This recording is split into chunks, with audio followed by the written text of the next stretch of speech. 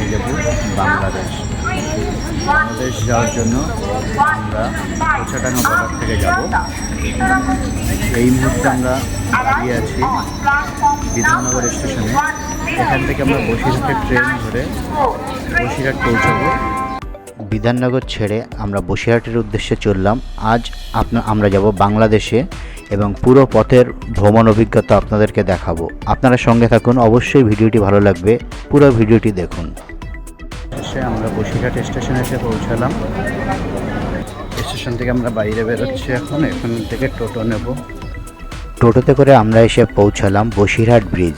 সেখান থেকে অটোতে আমরা পৌঁছাবো ঘোচাডাঙ্গা বর্ডার, যেটা বাংলাদেশে যাওয়ার অন্যতম একটি রাস্তা।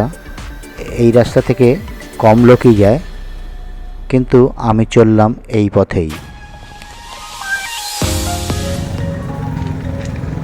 আমরা ঘোচাডাঙ্গা বর্ডারের কাছে চলে এসেছি। এখানে হলো চেক পয়েন্ট, এখান থেকে চেক করে প্রত্যেককে ঢুকানো হয়।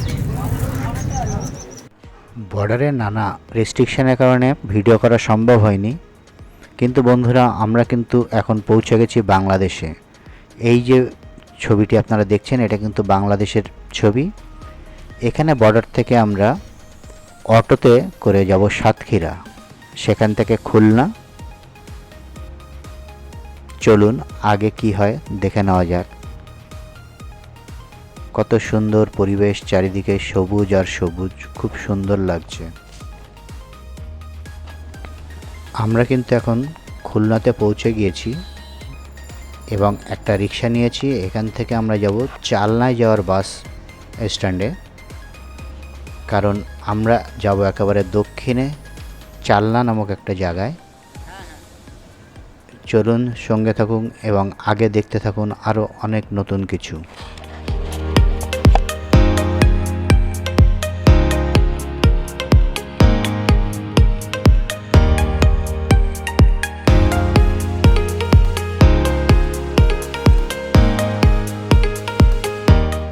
বন্ধুরা এখন আছি আমরা খুলনার গল্লামারিতে। এখানে বাস স্টপেজ, এখান থেকে আমরা বাসে যাব চালনা।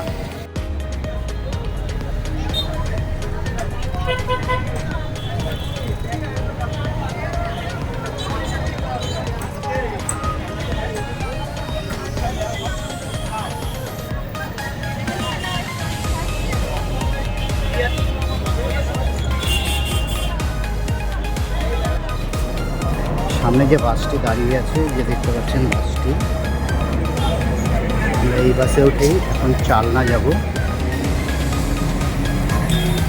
বাস এখন ছাড়তে কিছুটা সময় আছে, বাস ছাড়ার সময় রয়েছে। এখন আমরা যাব দক্ষিণে, একেবারে দক্ষিণে চালনা নামক জায়গায়। সেখানে যাওয়ার রুটটা আপনাদেরকে দেখাবো, পুরো রাস্তাটা। ফেরিতে পার হওয়া কেমন লাগে, ফেরি সবাই দেখবেন কীভাবে গাড়ি পারাপার হয় ওখানে।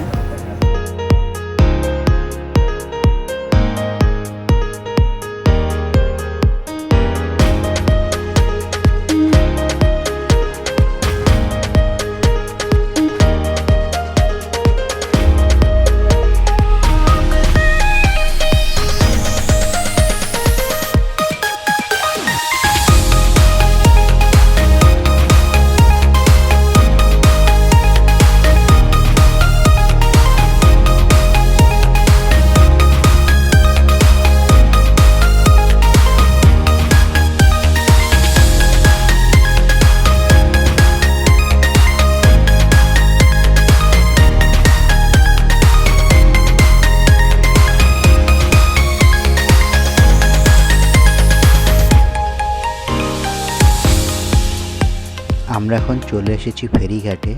এই যে ফেরি দেখতে পাচ্ছেন, এই ফেরির মাধ্যমে বাস, লরি, বাইক, মোটরসাইকেল সমস্ত কিছুই কিন্তু এই ফেরির মাধ্যমে পারাপার হয়।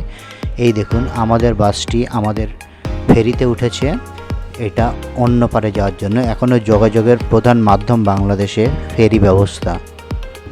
আপনারা জানলে অবাক হতে পারেন, একটা ফেরিতে 4-5টি বাস, লরি এবং অনেক ছোট গাড়ি একসঙ্গে পার হতে পারে। এটা একটা অবিশ্বাস্য ব্যাপার, না দেখলে বিশ্বাস করা মুশকিল। এই যে নদীটা দেখছেন, এই নদীটি আমরা পার হব। ফেরির মাধ্যমে। সঙ্গে থাকুন এবং দেখতে থাকুন পুরো ভিডিওটি।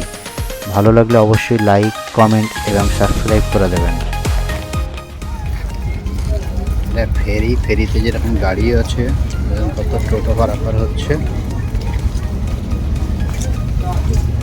খাবারের দোকান,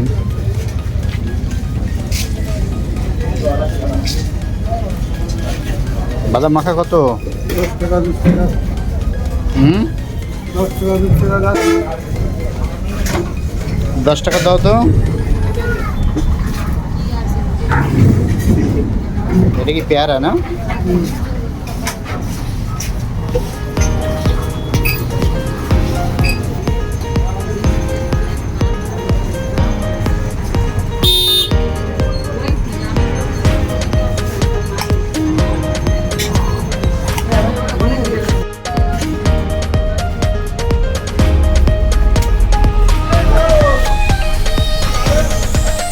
বাদাম কিনতে কিনতেই আমাদের ফেরি ছেড়ে দিয়েছে। বাদাম মাখাটি নিয়েছি। দেখুন, ওই যে পাড় থেকে আমাদের ফেরিটা ছেড়ে মাঝ নদীতে চলে এসেছে। প্রচুর গাড়ি একসঙ্গে নিয়ে পার হচ্ছে। দেখতে দেখতে আমরা অপর প্রান্তে এসে পৌঁছে গেছি। এই পাড়েই আমরা নামবো। এখানে ফেরি দাঁড়াবে এবং প্রত্যেকটি গাড়ি ফেরি থেকে নামবে। একেবারে ঘাটের কাছে আমরা পৌঁছে গিয়েছি। সবাই দাঁড়িয়ে আছে। ফেরি থামলেই সকলে নামা শুরু করবে।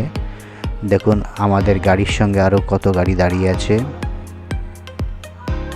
আসলে খুব সুন্দর একটা অভিজ্ঞতা।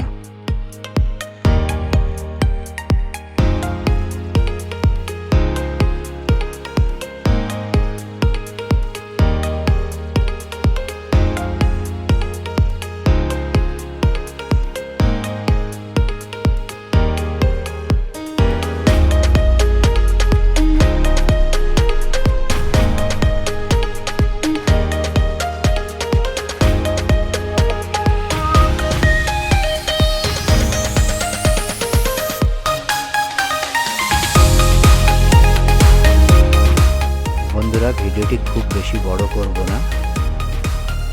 দেখলেন ইন্ডিয়া থেকে বাংলাদেশ যাওয়ার পুরো পথের দৃশ্যটি এবং ফেরি পারাপারের পুরো গল্পটি।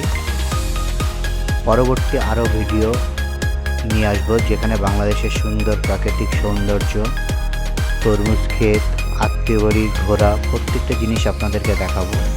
আপনারা সঙ্গে থাকুন এবং দেখতে থাকুন। চ্যানেলটিকে সাবস্ক্রাইব করে রাখুন, তাহলে দেখতে সুবিধা হবে।